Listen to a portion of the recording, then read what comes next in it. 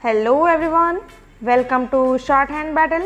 I am Divya and I am going to dictate you a passage of 800 words from Progressive magazine at the speed of 100 words per minute. So get ready for the dictation.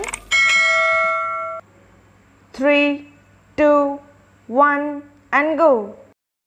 Mr. Vice Chairman Sir, I am standing to support the bill, every clause of it with all the amendments. However, I have a few suggestions. I would like the government and the minister to take note of them. The great and important leader of Europe told his ambassadors, if you go to London, go to the share market, then you will feel its pulse and know its health and politics. The share market is controlled remotely or fully by the Company Law Board in our country. So, any amendment to the company law in a progressive way is going to help the economic growth. If it is otherwise, it will be detrimental to the growth. What is happening today in our country in the field of company law and how it is functioning. The company law is represented in the states by the registrar of companies. Today, in the eyes of the law, everyone is equal, whether you are a company with 2 persons or with rupees 20,000 capital or hundreds of shareholders with hundreds and crores of shares.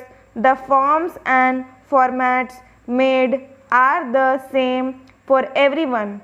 On the one hand, you suggest that companies should be run properly with proper professional management with better auditors and company secretaries. On the other hand, you also allow a person or a group of even 2 persons, husband and wife or son and father, to form a company. In such a case, he is the producer, he is the engineer, he is the clerk, he is the typist, he is the accountant, and hence he has no time to look into other things and understand all the forms. The result is that hundreds of cases are filed against such companies.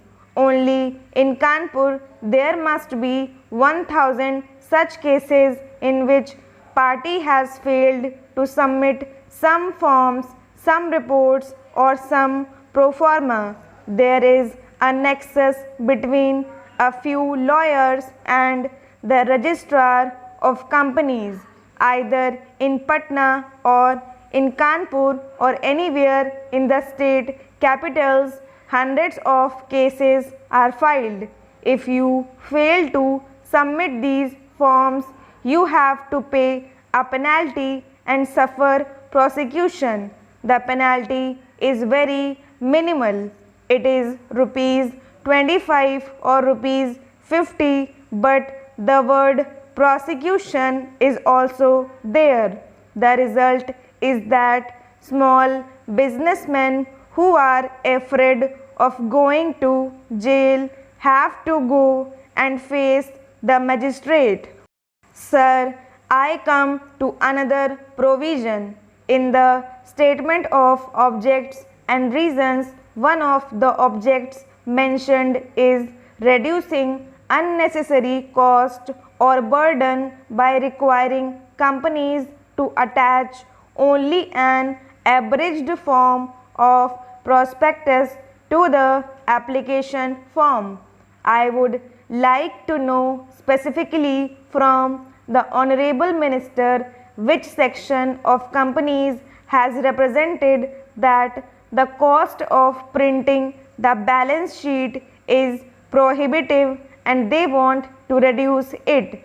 I submit that in the annual report as presented today, there is a whole section dealing with listing of employees getting salaries of over rupees 3000, and I find that over the years this figure of 3000 is not increased.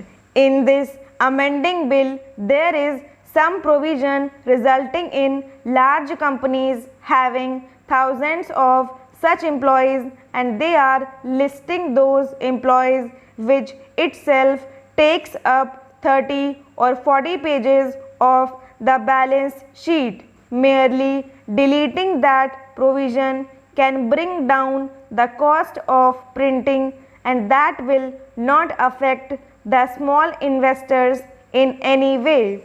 Instead of doing that, they have taken powers now suggest that it should be deleted altogether. A small shareholder is not interested in who is employed and what salary he is getting. He is only interested in knowing whether a director's relative has been employed, and that was the original purpose. This was inserted in the 60s when it was found that the wives or relatives of the managing directors of companies were appointed on high salaries. So a provision was inserted. At that time, 3000 rupees was a very high salary. It was said that with regard to people drawing above 3000 rupees, details should be given.